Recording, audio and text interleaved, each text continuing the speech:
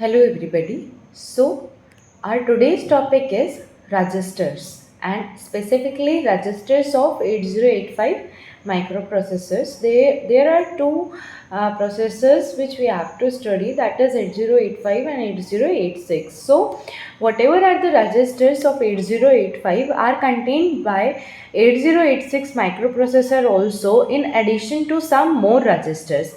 So we will learn them when we will go to the 8086 register. Today we will be covering up the registers of the 8085, which is the microprocessor which has been used widely.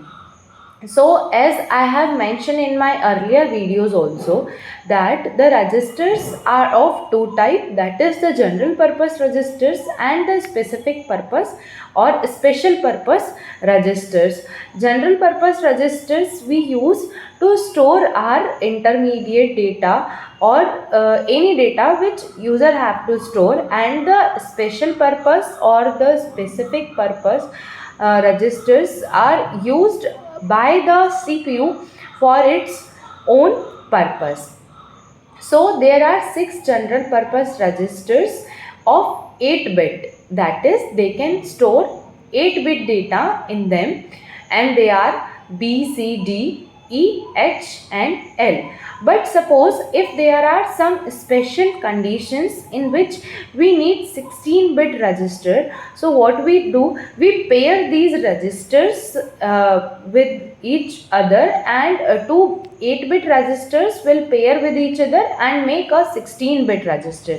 That, and their pairing goes like B combines with the C, then the another register which we get is the BC, which is of the 16-bit. Next we have DE and HL. All of them when we will pair with each other will be a 16-bit register, and we use them as a 16-bit register for some specific or a special task.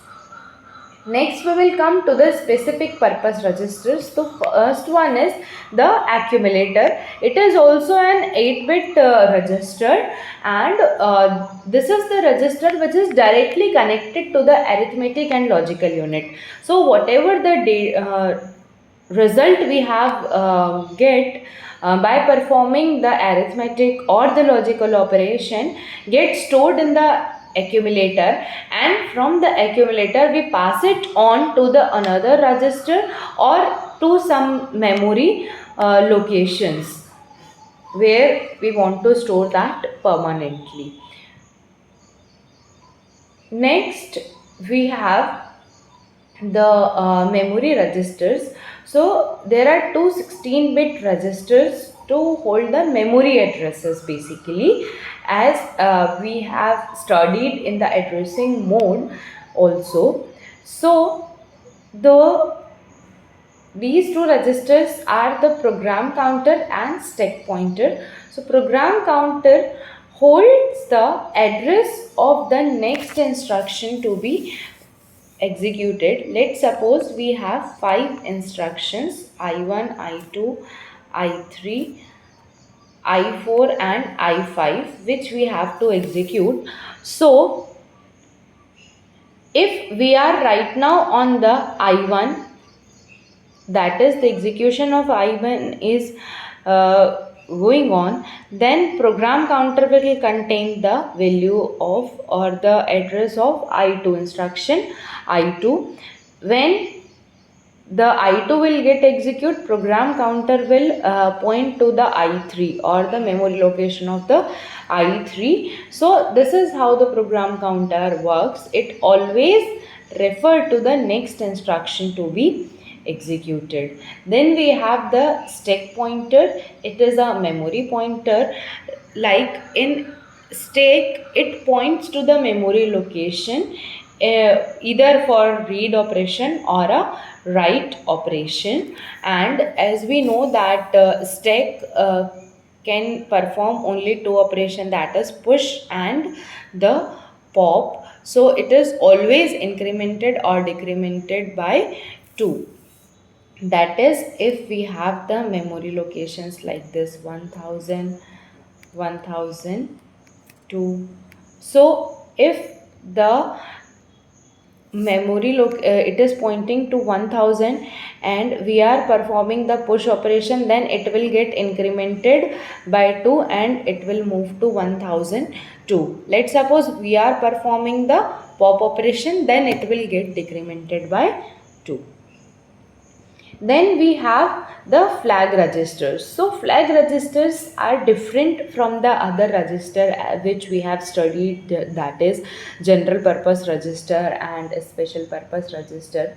Even though they comes in the category of special purpose register only, but their working is different. So basically we have 8 registers here, numbering from 0 to 7, but only 5 of them are useful. We do not have 3 registers or flag register as of now. So the flag register, as the flag also signifies something, so flag registers and their value also signify something about the instruction getting executed or the task we are performing. So let's see them one by one. First one is the sign flag. It tells us the sign of the result which we have get, that it is positive or the negative. So it can have the 2 values only, that is 1 and 0, 1 for set and 0 for reset. Next we have is the 0 flag. Let's say the operation which we are performing is resulting into 0, then this flag will be set, or if the result is not 0, then it will be reset. It actually helps us in finding out the equality of two numbers. That is, if the two numbers are equal, then the 0 flag will be set, otherwise it will be reset. Here in the example you can see, if we will add 1000 plus 1000, so these numbers are equal, so we will get result as a 0. That means both numbers are equal and 0 flag will be set. Next we have auxiliary carry flag, that is, it works on the nibble. If we have carry from lower nibble to higher nibble, then it will be the set, otherwise it will be reset. So what is the nibble? 4 bit makes 1 nibble. So 1001 is the one nibble and 1101 is the another nibble, and whenever this one is the lower nibble and this particular is the higher nibble, so whenever there will be carry from lower nibble to the higher nibble, we will say that auxiliary carry flag is set, otherwise it is reset. This flag is used for binary coded decimal numbers. Next we have is the parity flag. If the number of 1 in our result is even, then this flag will be set, that is, we have even parity. Otherwise, in the case of odd parity, that is, if the number of ones are odd, then this flag will be reset. Next we have is the carry flag. If our operation is generating carry, then this flag will be set, otherwise it will be reset. So these are the flags which we have studied. The first one is the sign flag, which is denoted by S. Then we have 0 flag, auxiliary carry flag, parity flag and the carry flag.